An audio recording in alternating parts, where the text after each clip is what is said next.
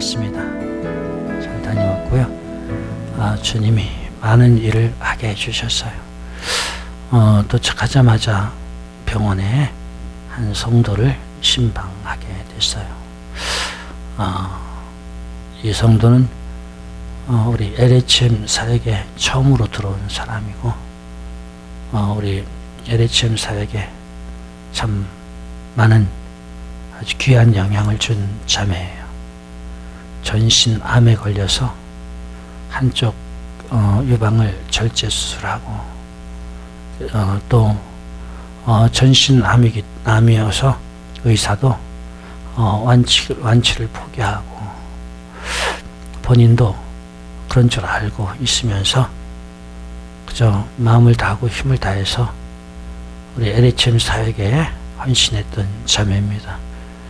외국까지 다니면서 뚜레스티아스 등등 사역을 할 때는 거의 빠지지 않고 최선을 다한 그런 자매인데, 저희가 병원에 가서 이렇게 의문하고 조금 있으니까 바로 운명하더라고요. 운명하는데 그저 우리를 기다리지 않았나, 마지막 보고 가기 위해서 기다리지 않았나 싶을 만큼 자매님은 우리를 바로 만나고 기도하고 찬양하는 동안 운명했어요. 참 좋은 성도였어요.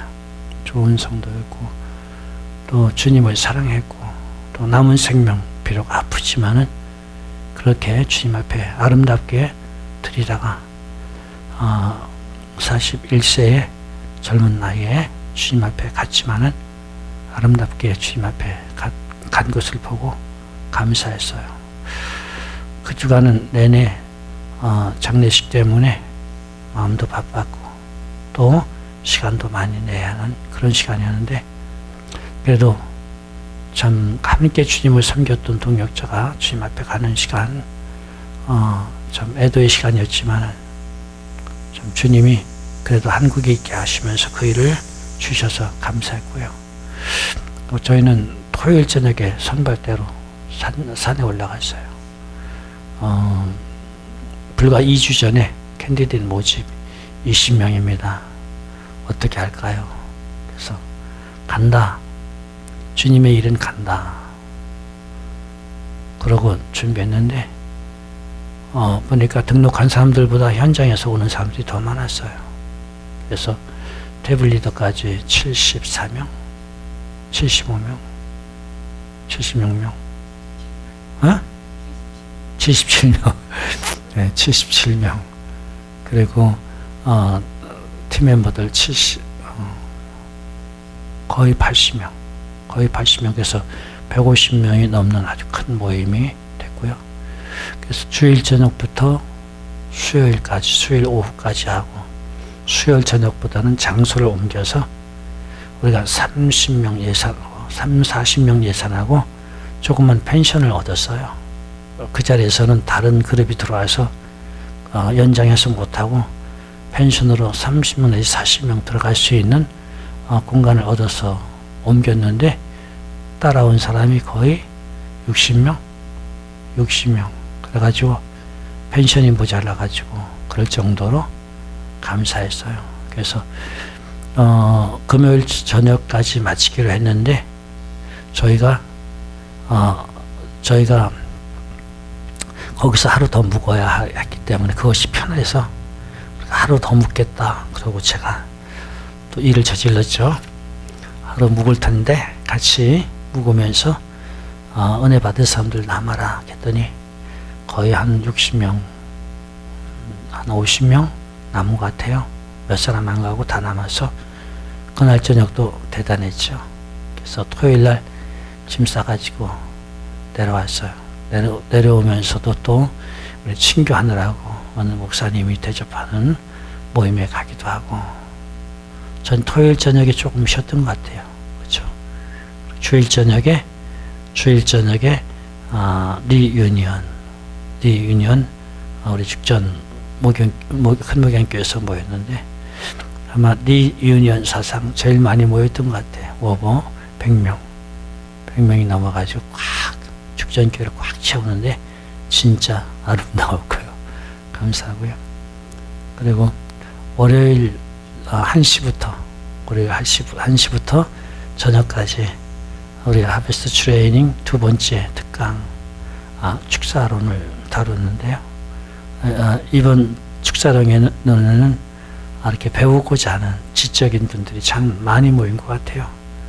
많이 모인 것 같은데 1시에는 드문 모이더니 그 자리를 꽉 채우고 등록한 사람만 45명, 그리고 등록하지 않고 온 사람들 저녁 모임까지 해서는 한 60명 정도 모여서 특강했는데 너무 아름답고요.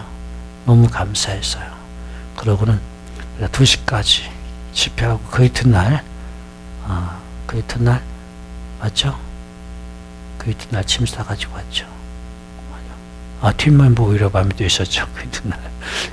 그 이튿날 저녁에 팀 멤버 위로의 밤에 우리 식당에는 아마 20명 남짓 모여서 팀 멤버 위로의 밤은 적구나 생각했는데 우리 성전에 올라가서 간증하고 기도 모임을 하는데 사람들이 모이기 시작해서 40명 넘게 팀 멤버 위로의 밤 모여서 기도하고 또 임파테이션하고 찢기하고 이렇게 하면서 거의 2시까지 하다가 낮에 짐 싸가지고 미국으로 돌아왔습니다.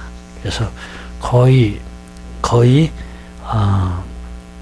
2주간 쉬지 못하고 아주 그야말로 빈틈없는 스케줄, 살인 스케줄을 감당하고 왔어요. 강행군이었지만은 아름다웠고요, 보람 있었고요, 기뻤고요. 주님이 써주시는 것이 얼마나 감사한지 몰라요. 자, 왜 이렇게 열심히 일을 해야 할까? 도대체 우리가 하는 일이 무엇이기에 그렇게 힘들고 어렵지만은 기쁘고 감사함으로 참 일을 감당하고 있을까? 일을 좀 생각해 보길 원해요. 열매, 결실이 없다고 하면 결코 일하지 않죠. 지금 열매를 거둬들이는 가을에 들어와 있어요. 아침에 춥더라고요. 가을 날씨 맛이 나더라고요. 아침에 일어날 때. 그래서 가을은 결실의 계절이잖아요. 그래서 농부들의 가을을 생각해 보고 싶었어요. 가을의 농부들은 다 가을이면 기쁠까? 저는 농촌 출신이에요. 농촌 출신이기 때문에 또 어린 시절에 집에서 농사도 지었고 또 주변에 다 농부들이죠. 다 농사 지는 사람들이죠. 가을이 되었다고 다 농부들이 다 기뻐하지만은 않아요. 때로는 슬퍼하는 농부들도 있어요. 가을에 어떤 농부는 기뻐하고 어떤 농부는 슬퍼하고 희비가 엇갈리죠. 기뻐하는 농부는 어떤 농부이고 슬퍼하는 농부는 어떤 농부인가? 거둬들이는 것에 따라서 잘 거둬들였으면 기뻐하고 잘못 거둬들였으면 슬퍼하고, 잘못 거둬들인다고 할 때는 어떤 것일까? 아마 첫째는 충분히 열매를 거둬들이지 못할 때 그런 농부는 슬퍼할 거예요. 열매를 충분히 거둬들이지 못할 때는 이유가 여러 가지겠죠. 첫째는 땅이 적기 때문에 수확을 많이 거둬들일 수 없는, 땅이 충분하지 못하니까. 당연하죠. 농부는 땅이 생명이잖아요. 땅이 많아야 되잖아요. 땅이 적어요. 그래서 고린도후서에 보면 9장 6절에 적게 심은 자는 적게 거두고 그랬어요. 적게 심은 자는 적게 거두고 많이 심은 자는 많이 거둔다. 그래서 저희는 주님이 있는 힘을 주시는 동안, 주님 환경을 주시는 동안은 심기를 게으리 하지 않으려고 해요. 심기를 게으리 하지 않고 최선을 다해서 심으려고 해요. 학생이 주어진 환경에서 최선을 다해서 참 지식을 심는 거잖아요. 자기의 인격에 지식을 심어 나가면 그것이 쌓여서 인격이 되고 실력이 되고. 그렇죠?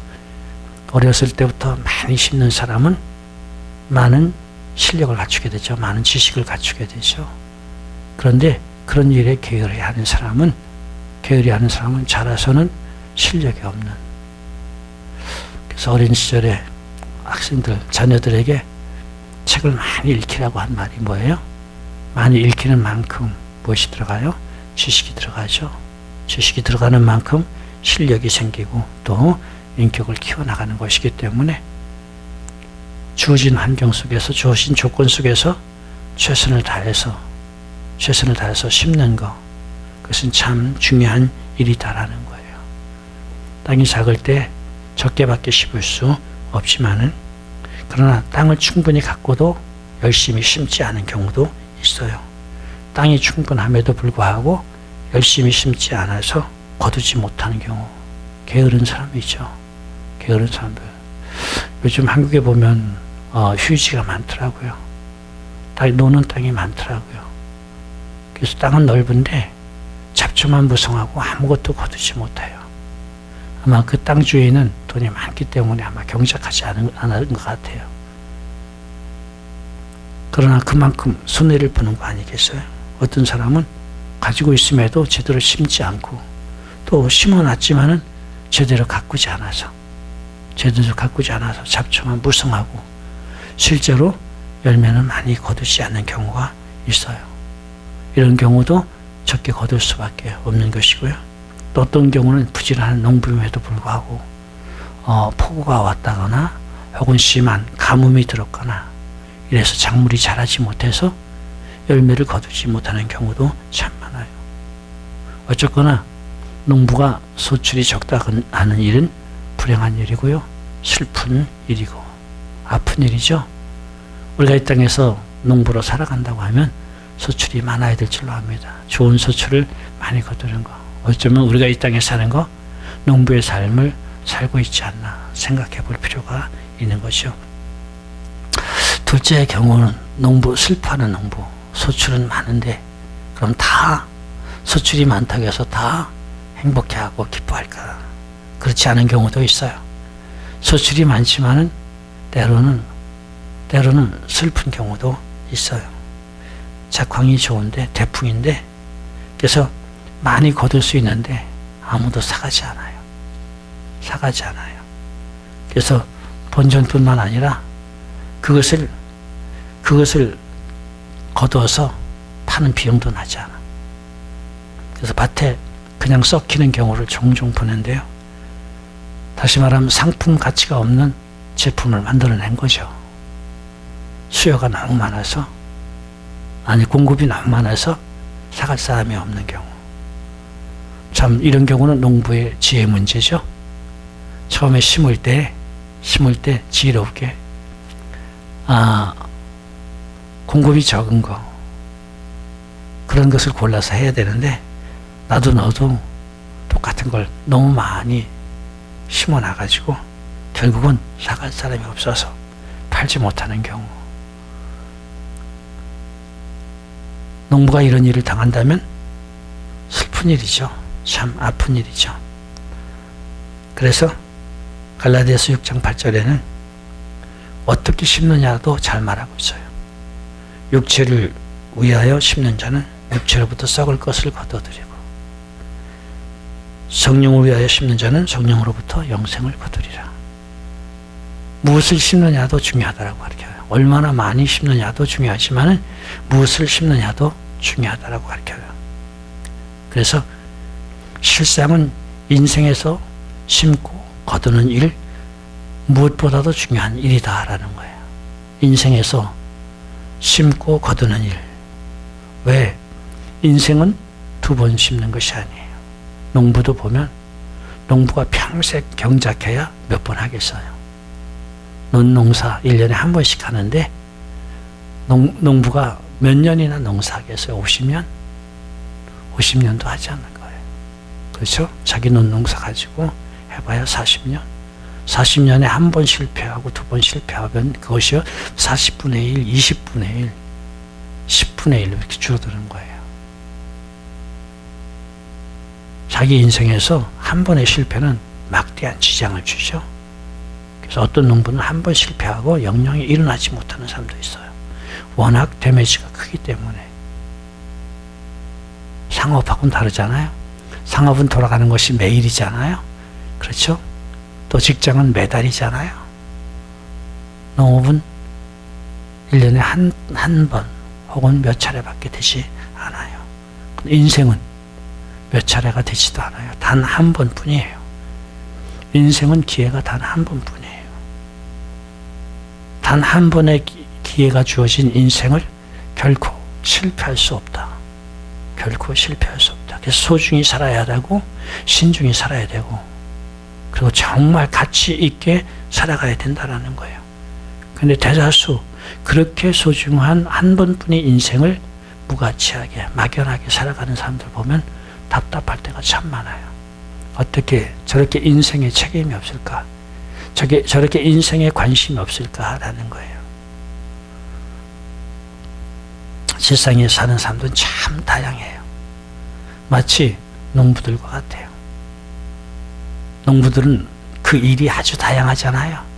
다양해서 어떤 사람은 과일나무를 기르는 사람들, 어떤 사람은 논 농사를 하는 사람, 어떤 사람은 밭 농사를 하는 사람, 어떤 사람은 꽃을 기르는 사람, 아주 다양해요. 그 종류도 얼마나 다양한지 몰라요. 이게 간 마을에도 다양한데 국가로 보고 세계로 보면 농부들은 정말 다양하게 살아요. 천양지차다, 천차만별이다 이렇게 말할 수 있어요. 그런데 대개 농부는 꿈이 나는 세계에서 최고로 큰 농장을 갖겠다라든지 세계에서 가장 많은 무엇을 생산하겠다라든지 뭐 이렇게 목표를 가진 농부는 많지 않아요. 대개 주어진 조건에서 가장 좋은 열매를 맺어서 가장 많은 수익을 내겠다 이 정도예요. 그저 20마지기 논을 가진 사람은 여기서 가장 많이 좋은 쌀을 생산하겠다. 뭐 2,000평, 3,000평 밭을 가진 사람은 여기서 이러이러한 야채를 심고 이러이러한 식물을 심어서 이렇게 좋은 결실을 하겠다. 그거죠. 농부의 꿈은 자기에게 주어진 환경에서 최선을 다해서 좋은 열매를 맺고 그만큼 수익을 올리겠다라는 거죠. 자, 이런 농부의 삶에서 우리는 인생을 설계해 볼 수가 있어요. 우리 인생을 어떻게 설계할 것이냐. 첫째, 우리가 세계적으로 뭐 큰 꿈을 꾸지 않냐 할지라도, 아니 감히 그런 꿈을 꿀 수 없을지라도 하나님 내게 주신 달란트, 내게 주신 환경을 따라서 최선을 다하고 그 안에서 최고의 가치를 창출하겠다라는 거예요. 하나님 우리에게 여러 가지 은사를 주셨는데 일반적인 은사도 주셨어요. 건강, 재산, 시간, 직분, 직업 이런 것은 전부 일반적인 은사다. 또 특별한 은사를 주셨어요. 말씀을 전하는 거, 봉사하는 거, 섬기는 거, 찬양하는 거, 중보기도 하는 거 특별한 은사도 주셨어요. 근데 이렇게 주신 은사들, 이런 환경을 통해서 최선을 다하는 거예요. 내가 누구와 경쟁해서 이겨 최고의 교회가 되고 최고의 목사가 되고 최고의 영향력 있는 지도자가 되고 이런 것이 아닌 하나님이 내게 주신 분량을 따라서 최선을 다해서 최선의 작품을 만드는 거. 여기서 우리가 깊이 생각할 수 있는 단어는 최선이라는 단어예요. 최선. 학생을 생각해봐요.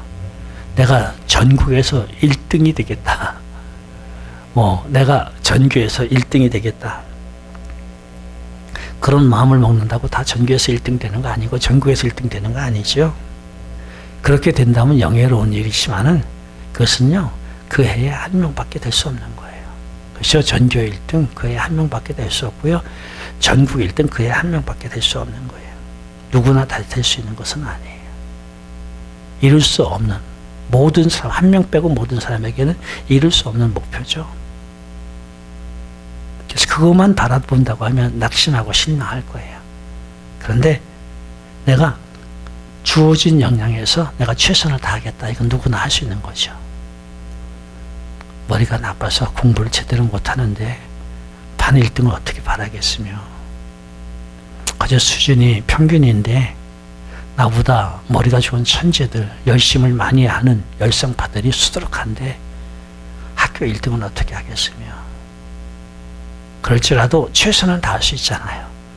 내가 가진 머리, 내가 가진 열성을 다해서 최선을 다할 수 있잖아요. 그래서 내가 올릴 수 있는 최고의 점수는 낼 수 있잖아요. 이게 최선을 다한다인 줄 믿으시기 바랍니다. 누구든지 최선을 다할 수 있다. 그렇죠? 누구든지 최선은 다할 수 있다. 제가 아이들을 기를 때 아이들에게 1등을 요구하지 않았어요. 또 최고의 점수 A 플러스를 요구하지 않았어요. A 플러스는요, 아이에 따라서 받을 수도 있고 못 받을 수도 있어요. 그렇죠? 실력이 안 되는 아이에게 A 플러스 요구할 수 없어요. 나는 우리 아이 길이지만 우리 아이가 A 플러스를 받을 수 있는 가능성을 가졌다라고는 생각 못했어요. 반에서 1등, 학교에서 1등 요구하지 않았어요. 요구하지 않았어요. 어떻게 학년에서 1등은 한 학년에 거의 1000여 명이 되는데 우리 아들만 최고가 되겠느냐고. 우리 아들보다, 우리 아이보다 더 우수한 아이들도 있을 수 있는데 어떻게 1등을 하라고 요구할 수 있겠어요? 그래서 우리 아이에게 경쟁에서 최고가 되라고 가르치지는 않았어요. 우리 아이에게 경쟁에서 최고가 되라고 가르치지는 않았는데 우리 아이에게 항상 요구하는 것은 최선을 다하라 했어요. 내가 최선을 다했느냐? B 플러스 받아도, 아니 C를 받아도 최선을 다해서 받은 점수면 그것은 칭찬받아야 되고요. A 마이너스를 받았는데 최선을 다하지 않았으면 그것은 야단을 맞이하는 것이요. 최선을 다하느냐? 우리가 인생을 살아가는 데 있어서도 내게 주어진 여건에서 최선을 다했느냐가 중요한 것인 줄 믿으시기 바랍니다. 그래서 내가 심을 수 있는 최선을 다해서 내가 심을 수 있는 가장 많은 것을 심는 것, 그것이 내가 할 수 있는 일인 줄 믿으시기 바랍니다. 그래서 자기의 주어진 달란트를 통해서 최선을 다할 때 심는 만큼, 최선을 다하는 만큼 많이 거두게 되는 거죠. 그래서 우리가 열심을 내지 아니하면 하나님도 열심을 내어주지 않으신다. 그래서 눈앞에 있는 일 하나하나 최선을 다해 나가는 것이고요. 그럴 때 주님이 함께 하시고 열매를 맺게 해주시고, 최선을 다한 사람이 주님 앞에 섰을 때 잘했다 칭찬을 듣게 되는 줄 믿으시기 바랍니다. 주인이 멀리 왕위를 받으러 갔을 때 하인들에게 달란트를 주잖아요. 5달란트씩 줘요. 어떤 사람은 그것 가지고 5달란트를 남기고, 어떤 사람은 그것 가지고 2달란트를 남기고, 어떤 사람은 그걸 가지고 남기지 않고 묻어둔 사람만 책망을 받잖아요. 뭘 의미해요? 2달란트를 남긴 사람도 그것이 그 사람에게 최선이에요. 5달란트를 남긴 사람만 최선이 아니고 2달란트를 남긴 사람도 그것이 최선이에요. 그러니까 2달란트 남긴 사람도 5달란트를 남긴 사람과 똑같이 칭찬을 듣는 거예요. 그런데 묻어두고 하나도 남기지 않은 사람은 책망을 받아요. 왜요? 할 수 있는데도 하지 않은 것 때문에. 여러분, 이 땅에서 주님을 섬기는 사람들이 주님의 칭찬을 정말 정말 많은 열매를 맺으면 감사하겠지만은 자기 역량이 그것이 되지 않아서 작지만 최선을 다했다 할지라도 많이 열매를 맺은 사람 못지않게 주님이 기뻐하시고 칭찬을 해 주실 줄 믿으시기 바랍니다. 그래서 최선을 다한다는 것이 얼마나 중요한 것이냐. 두 번째는 거둬들일 때 가치 있는 것을 거둬들여야 된다는 거예요. 농부가 아무리 가을에 수확이 풍성하다 할지라도 팔 수 없으면, 값이 또 형편없으면 헛수고가 되는 거예요. 정말 풍성하게 잘 갖고 났는데 서리가 내도록 추수를 하지 못한, 거둬들이지 못한 배추밭, 무밭, 각 가끔 본 적이 있을 거예요. 소리가 내리면 채소는 끝난 거예요. 더 이상 뽑아갈 수도 없고 쓸 수도 없고 그것을 끝나버려요. 하나도 손을 대지 못한 배추밭, 무밭을 바라보면서 농부가 어땠을까? 농부의 마음이 어땠을까? 생각해보면 아마 가슴이 찢어질 거예요. 아플 거예요. 왜요? 선택을 잘못해서. 무슨 열매를 맺을 것인가? 무엇을 거둬들일까? 선택을 잘못해서. 이런 농부는 가을에 더없이 마음이 아프고 슬프게 될 것이고요.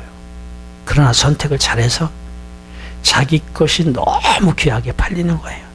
자기 것이 너무 비싸게 팔리는 거예요. 너무너무 비싸게 팔리는 거예요. 농부가 얼마나 기분이 좋을까. 여러분 인생에도 이런 것인 줄 믿으시기 바랍니다. 인생을 살아가면서 선택을 잘못해서 그래서 열매가 제대로 맺어지지 않았고 또 뭔가 열매를 맺었다고 하지만은 그것을 평가할 때 가치가 없는 것이었고 그래서 내가 다른 것을 할 걸 다른 것을 했으면 훨씬 좋았을 뻔했는데 내가 헛수고했네. 내 인생을 잘못 살았네. 이럴 수 있잖아요. 그렇죠? 그런데 어떤 사람은 내가 선택을 잘해서 좋은 열매에서 비록 많이는 맺지 못했지만은 이 열매야말로 값진 것이야. 얼마나 뿌듯할까요? 얼마나 뿌듯할까요? 제가 공항에 내려서 의문한 참에 저희 공동체 들어와서 주님 만나고 그 열심히 섬기다가 주님 앞에 간 거예요. 그 자매를 보면서 감사했어요. 막 슬픈데 한 자매가 우스갯소리 했어요. 이 자매는 방사성 치료 때문에 머리가 이렇게 제대로 나지 않아가지고 늘 모자를 쓰고 다녔어요. 소원이 머리가 제대로 나가지고 파마 예쁘게 하는 게 소원이었어요. 네. 우스갯소리 하는 자매가 그렇게 얘기하는 거예요. 그 언니 지금 예수님 앞에 가가지고 머리는 아주 길게 다 나가지고 파마 예쁘게 말고 아주 행복해 있을걸. 슬픈 건 우리만 슬프지. 할렐루야. 그리고 우리 사역의 결과 이런 열매를 낳는다고 하면 많이는 맺지 못해도 그래도 우리 평생 사역의 결과 이런 열매들이 맺었다고 하면 행복하지 않아요? 기쁘지 않아요? 멋있지 않아요?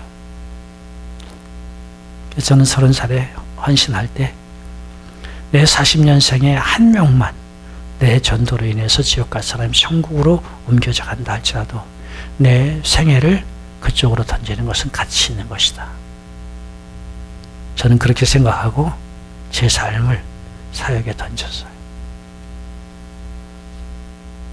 적어도 이 일만큼은 이렇게 맺어지는 열매만큼 후회가 없다라는 거예요. 후회가 없다.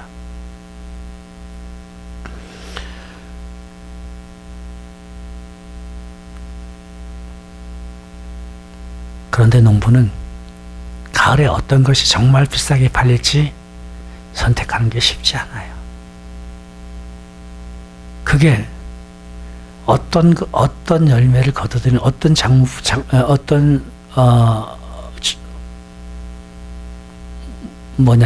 수확을 거둬들여야 가장 비싸게 팔릴지 알면은 가을에 슬퍼할 농부 하나도 없죠. 그 선택이 쉽지 않은 거예요. 전국에서 누가 뭘 심었는지를 어떻게 알아요? 선택이 쉽지 않아요. 그렇다고 하면 우리 인생에서 어떤 열매를 맺는 것이 유익한 열매인가, 진짜 가치 있는 열매인가, 그것을 찾는다는 것이 어려운 일인가라는 거예요. 농부에게 있어서는 어려운 일이에요. 그렇죠? 농부에게 있어서는 어려운 일이고 상업을 하는 사람들에게도 때로는 어려운 일이에요. 어떤 분들은 옷을 파는데 도대체 어느 것이 많이 팔리는지 잘 팔리는지 잘못 사가지고 팔리진 않고 재고만 남아가지고 망하는 사람들도 많아요. 그렇죠? 선택이 참 중요한데 사람들이 선호할, 사람들이 다 바랄, 그래서 비싸고 잘 팔릴 그런 제품을 찾는다는 건 쉽지 않아요. 우리 인생도 그런 유익한 열매를 맺는 것을 찾는 것이 과연 어려운 일인가라는 거예요. 요한복음 15장에 예수님께서 말씀하셨어요. 아버지 농부요, 나는 포도나무요, 너희는 가지니 가지가 나무에 붙어 있으면 열매를 절로 맺느니라. 쉽게 말씀하세요. 쉽게 말씀하세요. 우리가 열매를 맺는, 유익한 열매를 많이 맺는 길을 쉽게 말해요. 농부이신 아버지의 뜻을 따라. 포도나무가 누구라고? 예수님이에요. 예수님 안에 있으면, 예수님께 붙어 있으면 생각이 그렇고 포부가 그렇고 야망이 그렇고 방법이 그렇고 예수님 안에만 있으면 할렐루야. 할렐루야. 해결은 여기 있어요. 어떻게 있으면? 예수님 안에만 있으면, 내 인생이 예수님 안에 있으면, 내 생각이 예수님 안에 있으면, 내 가는 길이 예수님 안에 있으면, whatever, 무엇이든지 예수님 안에 있으면 이거예요. 예수님 안에 있으면 열매는 절로 맺나니. 할렐루야. 열매는 절로 맺나니. 그래서 하나님은요, 성경을 통해서 우리 인생이 어떤 열매를 맺어야 유익하고 아름다울 것인지를 이미 말씀하신 거예요. 이미 답을 주셨어요. 그래서 성경을 바로 보면, 제대로 이해하면 우리 인생에서 올바로 맺을 열매가 무엇인지를 잘 말씀하고 있다라는 거예요. 성경에 보면 하나님의 창조 목적도 나와요. 창조 목적을 보면 말라기서 2장 15절에 나오는데, 하나님의 영이 유여할지라도 하나를 지으시면 경건한 자녀를 얻고자 하심이라. 하나님이 천지를 창조하신 목적이 뭐라고요? 성경에 그분이 어떻게 계시해 주셨어요? 왜 천지를 창조하셨다고 계시하세요? 경건한 자녀를 얻기 위해서. 경건한 자녀는 영혼 구원을 말하고, 영혼 구원된 사람이 하나님과 영원히 교제하는 그 자녀가 경건한 자녀인 줄 믿으시기 바랍니다. 중심이 뭐예요? 영혼 구원에 있어요. 또 성령 받은 사람이 어떻게 되어질 것인가에 대해서도 사도행전 1장 8절에 말씀하시죠. 성령이 내게 임하시면 권능을 받고 예루살렘과 온 유대와 사마리아 땅 끝까지 이르러 내 증인이 되리라. 증인이라고 하는 것은 뭐예요? 기쁜 소식을 전하는 사람, 복음을 전하는 사람. 복음을 왜 전해요? 영혼 구원을 위해서. 초점이 뭐예요? 성도의 삶의 초점은 영혼 구원에 있다라는 거예요. 그에게 주신 지상 명령에서도 마찬가지. 마태복음 28장 19절에 성령이 믿는 자 너희는 가서 모든 족속을 제자로 삼아 아버지와 아들과 성령의 이름으로 세례를 주고. 세례를 준다는 것은 뭐예요? 신앙 고백을 의미하죠. 주는 그리스도시요 살아계신 하나님의 아들입니다. 나의 주님이요 나의 구주십니다. 그래서 영접해서 영혼 구원되는 것을 세례받았다라고 말하는 것인 줄 믿으시기 바랍니다. 이런 맥락에서 보면요, 성도의 맺어야 할 열매는 뭐예요? 영혼 구원이라는 열매인 줄 믿으시기 바랍니다. 다른 뒤아도 무슨 골이 있을까요? 없어요. 없어요. 이 땅에 교회가 존재하는 이유 하나, 이 땅에 성도가 존재하는 이유 하나, 그것밖에 없어요. 그것밖에 없어요. 다른 이유 없어요. 잘 먹고 잘 사는 거, 그것이 누리는 복이라고 하면 제가 그 길을 왜 안 갔겠어요? 출세하는 거, 그래서 부귀 영화를 누리는 거, 그게 성도가 세상에 사는 목적이라고 하면 저는 그 길을 왜 가지 않았겠어요? 이 땅에 성도가 존재하는 이유 하나, 교회가 존재하는 이유 하나, 뭐라고요? 뭐라고요? 그것은 경건한 자녀를 얻는 것, 영혼 구원하는 것. 그래서 우리 사역이 그 일이기 때문에 한국으로 미국으로 또 세계 어디든지 그 일을 할 수 있다고 하면 쉬지 않고 달려가게 되는 줄 믿으시기 바랍니다. 이것이 우리 LHM의 비전이고요. 이 시대는 더더욱 무슨 시대? 이 시대는 마지막 가을이에요. 가을도 마지막 가을. 지금은 초가을이죠. 초가을이죠. 이런 것들은 거둬들여요. 지금요. 조생종이라고 해요. 이런 것들은 거둬들이지만 만생종 늦게까지 자라는, 사실은 만생종이 훨씬 맛이 좋습니다. 뭐 과일도 만생종이 맛이 좋고요. 표도 만생종이 맛이 좋고요. 왜? 오랜 기간 동안 기른 것이기 때문에 더 많이 햇빛을 받았고 더 많이 관리를 했기 때문에 대개는 만생종이 맛있어요. 지금은요 마지막 때예요. 어쩌면 만생종을 거둬야 하는 마지막 때예요. 그래서 지금 가장 중요한 시기라고 보고요. 가장 중요한 시기에 주님은 우리에게 영혼 구원의 사명을 맡겨주셨는 줄 믿으시기 바랍니다. 생각해 보세요. 영혼 구원하는 일이 후회될 일인가라는 거예요. 내가 희생하고 수고하고 그래서 내 삶을 통해서 주님 주신 은사를 주셔서 그 은사를 통해서 일반 은사, 영원한 은사, 특별한 은사 이런 은사들을 통해서 영혼을 구원했는데 그래서 천국에서 그 사람이 나를 볼 때 후회되겠느냐라는 거예요. 천국에서 그 사람이 나를 볼 때 또 내 옆에서 주님이 나를 보실 때 나를 칭찬하지 아니하시겠느냐라는 거예요. 영혼 구원 이상의 가치 있는 일은 없다. 아니 영혼 구원보다 다른 가치 있는 일은 없다라는 거예요. 아무리 예언을 해서 이 땅에서 어떻게 살면 부자로 살고 어떻게 살면 행복하게 살고 다 가르쳐 주어서 부자로 살고 행복하게 살았는데 영혼 구원 하나도 맺지 않아. 도대체 그렇게 되어진 예언이 무슨 의미가 있겠느냐는 거예요. 병을 고쳐줬어요. 신유가 되어졌어요. 불치병 죽을 수밖에 없는 병을 고쳐서 10년을 더 살고 20년을 더 살았어요. 근데 영혼 구원은 하나도 일어나지 않아요. 도대체 세상을 더 사는 의미가 무슨 의미가 있겠느냐고요. 그렇죠? 영혼 구원과 관계되지 않으면 세상 것은 아무것도 아니다. 그래서 우리는 영혼 구원을 위해서 달려가야 된다.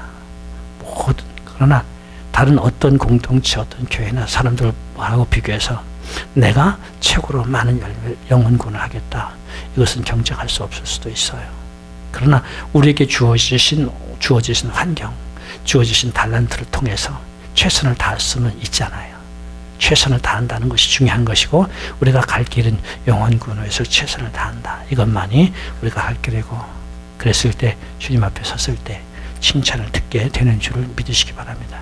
그런데 그 최선이라는 것이요 작은 것이 아니에요. 소홀히 볼 것이 아니더라고요. 여러분 인생에서 최선을 다했을 때 얼만큼 놀라운 결과를 가져왔는지 여러분이 경험하셨을 거예요. 저도 제 인생에서 최선을 다했을 때를 생각해 봐요. 내가 정말 있는 힘을 다해서 최선을 다했을 때 대다수는 나를 이기지 못하더라고요. 대다수로부터 내가 이기더라고요. 내가 세계 최고는 되지 못할지는 몰라도 내가 최선을 다했을 때 다른 경쟁자들보다 훨씬 많이 올라가는 것, 훨씬 많이 열매를 맺는 것은 사실이더라고요. 그만큼 우리가 최선을 다한다고 할 때 놀라운 것인 줄 믿으시기 바랍니다. 그런데 주님과 함께 하면서 주님 원하시는 일에 최선을 다했을 때 나는 상상해봐요. 얼마나 많은 열매를 맺을까. 그런 사람이 야곱 같은 사람이잖아요. 요셉 같은 사람이잖아요. 바울 같은 사람이잖아요. 그들이 정말 그 시대에 하나님이 원하시는 일을 이루고자 꿈을 가지고 최선을 다하며 열매가 어때서 야곱은 정말 큰 가문과 그리고 기업을 이루게 되고요. 요셉은 국무총리까지 올라가 하나님의 계획인 이스라엘을 고센 땅에 정착시키는데 성공적으로 사역을 마치고요. 바울 같은 이는요, 전 세계를 다니면서 엄청난 선교의 열매를 맺잖아요. 이제는 지금 이 시대는 훨씬 더 많은 조건과 환경을 주신 그런 세대잖아요. 주님이 함께 하시면, 최선을 다하면 엄청나고 아름다운 열매를 맺을 줄로 믿습니다. 갑시다. 달립시다. 마음을 합하고 힘을 합해서 주님이 내게 주신 달란트를 다해서 달려갈 때 주님 우리 통해서 엄청난 열매를